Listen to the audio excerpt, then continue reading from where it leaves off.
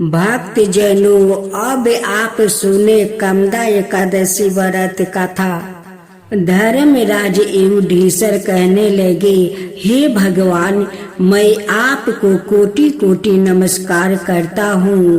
अब आप कृपा करके चैत्र शुक्ला एकादशी का महात्म्य कहिए। श्री कृष्ण कहने लगे कि धर्मराज, यही प्रश्न एक समय राजा दिलीप ने गुरु वशिष्ठ जी से, और जो उन्होंने मुझसे संविधान उन्होंने किया था वो सब मैं तुमसे कहता हूँ। प्राचीन काल में रतनपुर नाम का एक नगर था। वहाँ पर अनेक इस वायु से युक्त पुंडरीक नाम का एक राजा राज करता था। रतनपुर नगर में अनेक अप्सरा, किन्नर और गंधर्व वास करते थे। उनमें ललिता और ललित नाम के दो स्त्री पुरुष भी थे। उन दोनों में अत्यंत स्नेह था, यहाँ तक कि अलग अलग हो जाने पर दोनों व्याकुल हो जाते थे। एक समय पुंडरीक की सभा में अनाय गंधर्वों के सहित ललित भी गान कर रहा था। गाते गाते उसको अपनी प्रिया ललिता का ध्यान आ गया और उसके ध्यान में स्वर भंग होने के कारण गाने का स्वरूप बिगड़ गया।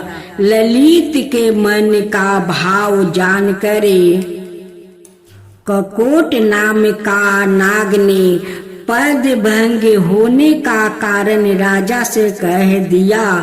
तब पुंडरीक ने धर्म पूर्वक कहा कि तू मेरे सामने गाता हुआ अपनी स्त्री का स्मरण कर रहा है। अत तू काचा मांस और मनुष्यों को खाने वाला राक्षस बन कर अपने किए कर्म का फल भोगो। पुंडरीक के श्राप से ललित उसी क्षण महाकाय विकराल राक्षस हो गया। उसका मुख अत्यंत भयंकर, नेत्रा सूर्य चंद्रमा की तरह है, प्रदीप्त हो गए और मुख से अग्नि निकलने लगी। उसकी नाक पर्वत की केंद्रा के समान विशाल हो गई और गर्दन पर्वत के समान लगने लगी। सिर में बाल पर्वतों पर खरे वृक्षों के समान लगने लगे और भुजाएं अत्यंत लंबी हो गई। कुल मिलाकर उसका शरीर 8 योजन के विस्तार में हो गया। इस प्रकार राक्षस होकर वो अनेक प्रकार के दुख भोगने लगा। जब उसकी प्रियतमा ललिता को यह सब वृत्तांत मालूम हुआ तो उसको अत्यंत दुख हुआ और वो अपने पति के उद्धार का यत्न सोचने लगी। वो राक्षस अनेक प्रकार के घोर दुख सहता घनों वनों में रहने लगा। उसकी स्त्री उसके पीछे पीछे जाती और अनेक प्रकार से विलाप करती रहती। एक बार ललिता अपने पति के पीछे घूमती घूमती विंध्याचल पर्वत पर चली गई, जहाँ पर श्रृंगी ऋषि का आश्रम था। ललिता शीघ्र ही श्रृंगी ऋषि के आश्रम में गई और वहाँ जाकर मिनती भाव से प्रार्थना करने लगी। उसे देखकर श्रृंगी ऋषि बोले, हे सुबेग, तुम कौन हो और यहाँ किस लिए आई हो?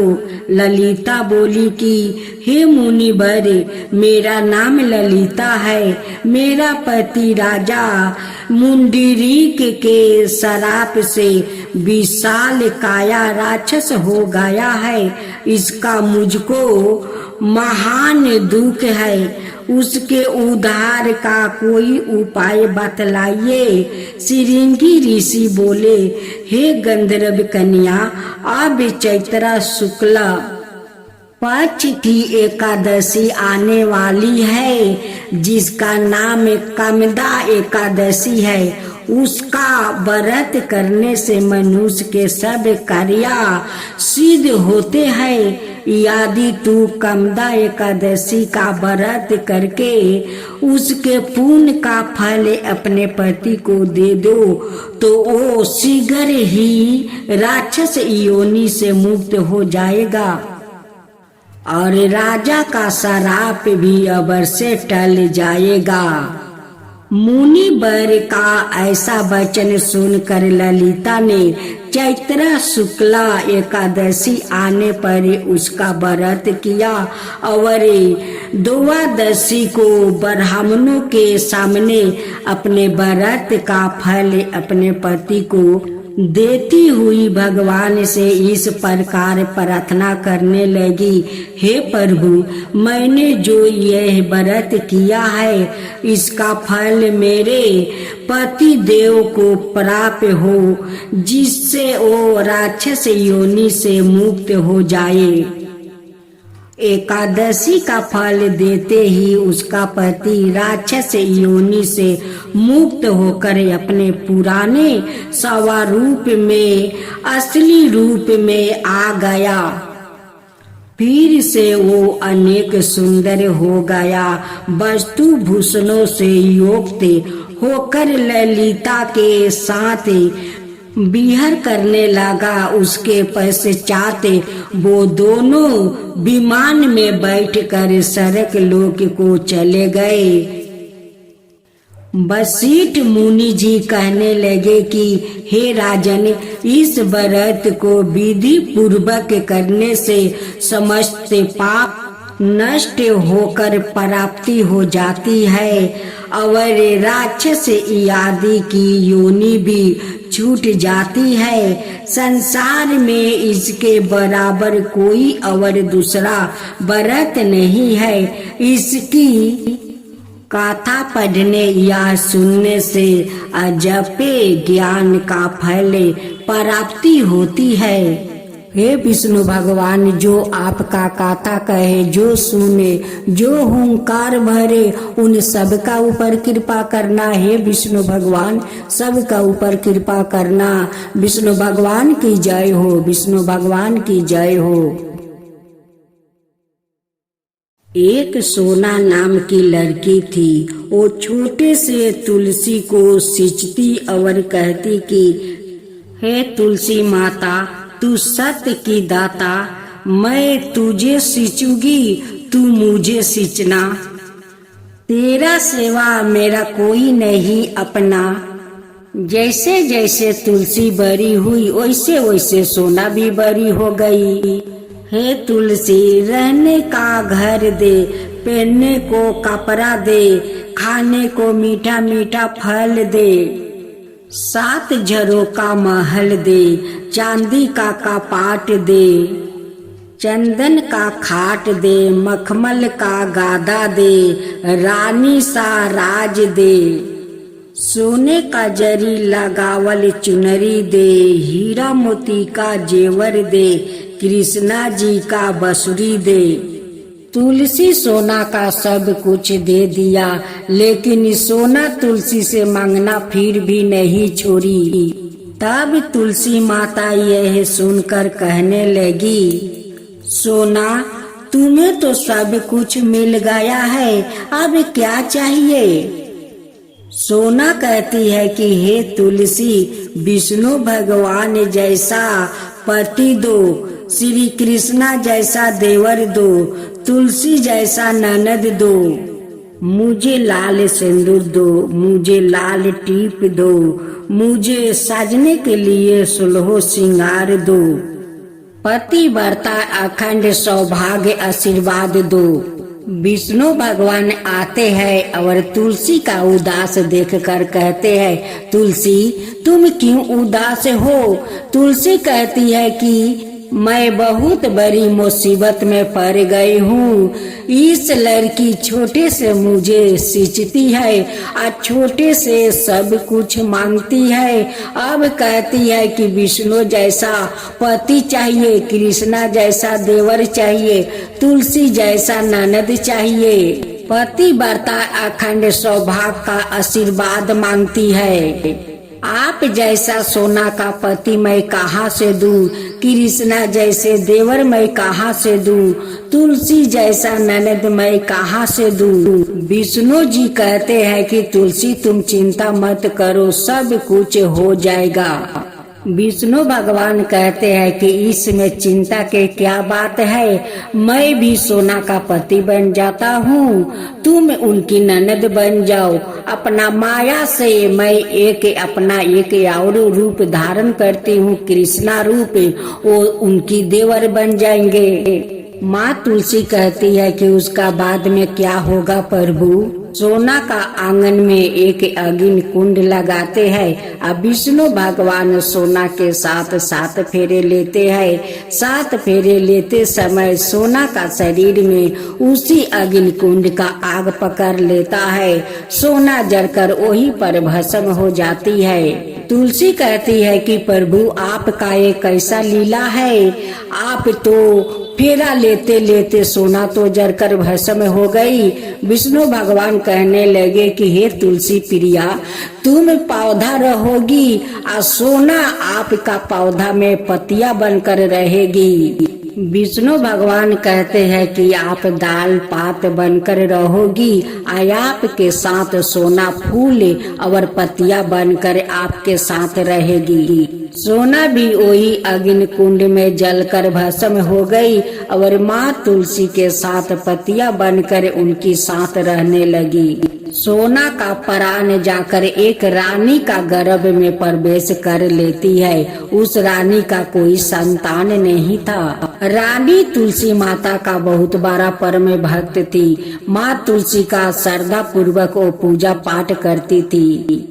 कुछ दिन का बाद रानी खूब सुंदर एक लड़की का जन्म देती है। उनकी नामकरण करती है, उनकी नाम सोना रखती है। विष्णु भगवान कहते हैं कि देखो तुलसी, सोना का तो बचपन से कोई नहीं था, आ तुम्हारा कितना श्रद्धा भक्ति से बिलरा सिजती है, आ तुमसे सब कुछ मांगती है। वो भी देखो तुम्हारा जैसे ननद मांगती है, मेरे जैसे पति मांगती है, कृष्णा जैसे देवर मांगती है। उस लिए उनकी इच्छा को मैं पूर्ण किया। पूर्ण करते समय वो भस्म हो गई और उनकी प्राण उस रानी का गर्भ में जाकर प्रवेश कर ली। अब रानी का घर में तो वो रानी बनकर रहेगी। देखो तुलसी, तुम्हारा भी मन रह गया और उन्हें भी मन रह गया, उनकी माता पिता मिल गया। इससे ज्यादा हम दोनों को क्या खुशी चाहिए। हे विष्णु भगवान, जैसे उस सोना का मन का इच्छा पूरा किया, वैसा ही सबका ऊपर कृपा करना। जय विष्णु भगवान, जय विष्णु भगवान, जय माता तुलसी, जय माता तुलसी। जय जय तुलसी माता, जय जय तुलसी माता, सब जग की सुखदाता वरदाता। जय जय तुलसी माता, जय जय तुलसी माता, सब योग के ऊपर, सब रोग के ऊपर, रुझ से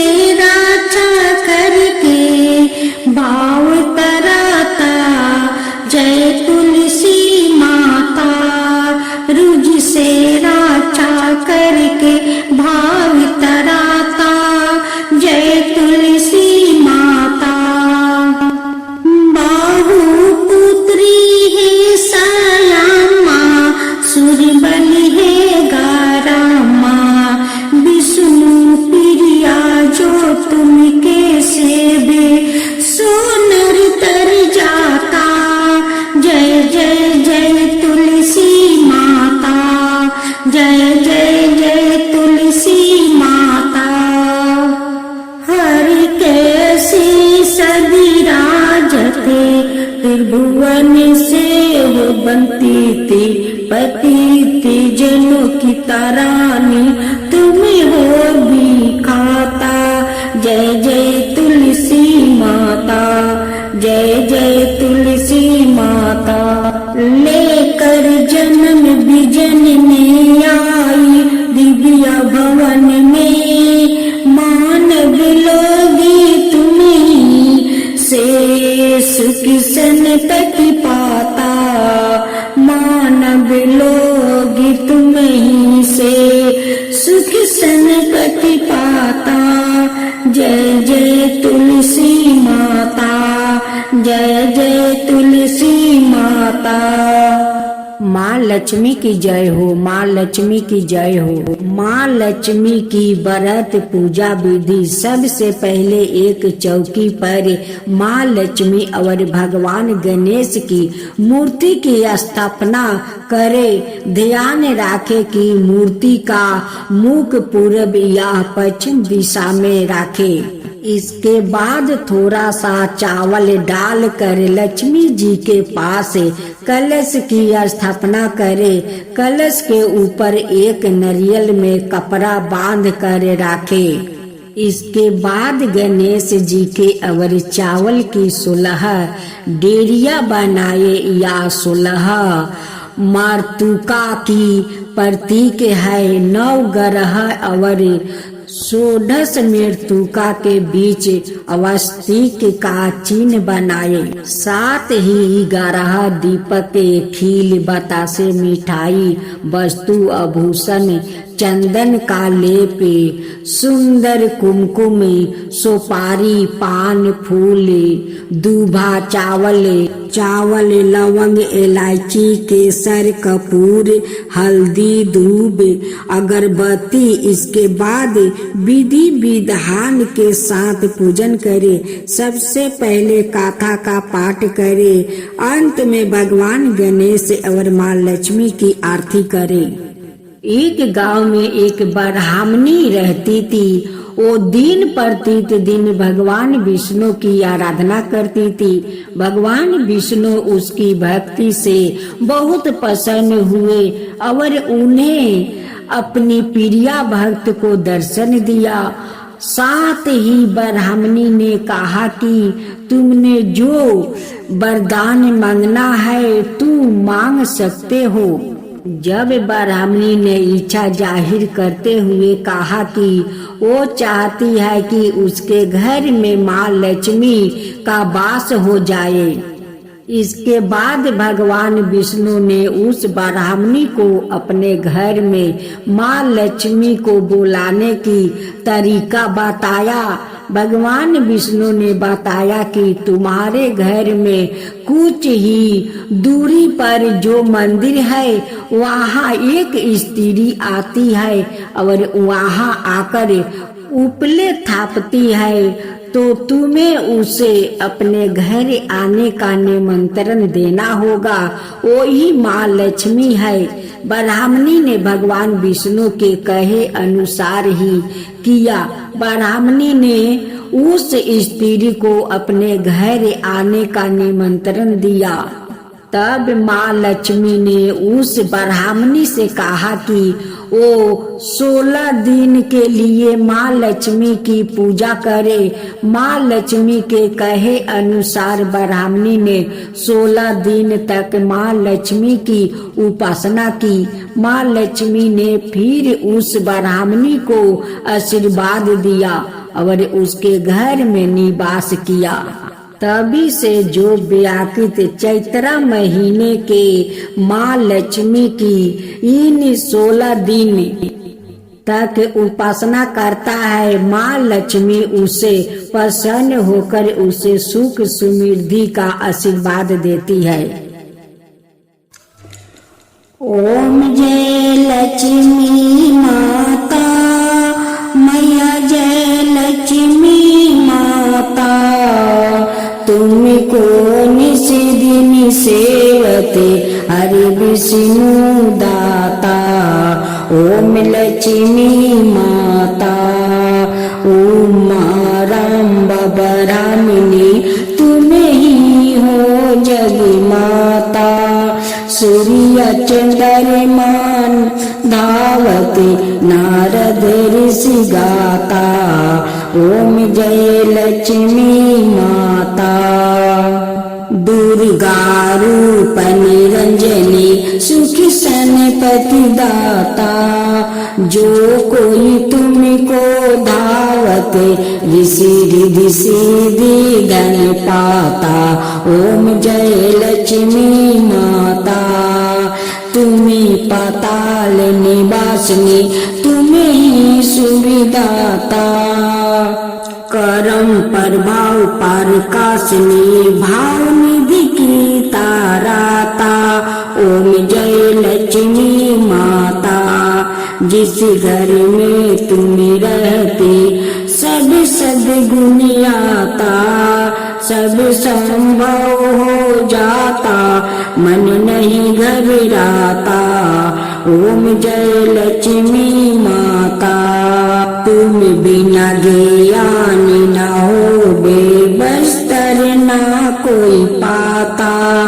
खान पान का भाव सब तुमसे ही आता। ओम जय लक्ष्मी माता। शुभ गुण मंदिर सुंदर सिरोदानी जाता। रतन चक्र दर्शन तुम बिना कोई नहीं पाता। ओम जय लक्ष्मी माता। श्री लक्ष्मी जी की आरती जो कोई जन गाता। उरे आनंद समाता पाप उतर जाता। ओम जय लक्ष्मी माता। मैया जय लक्ष्मी माता।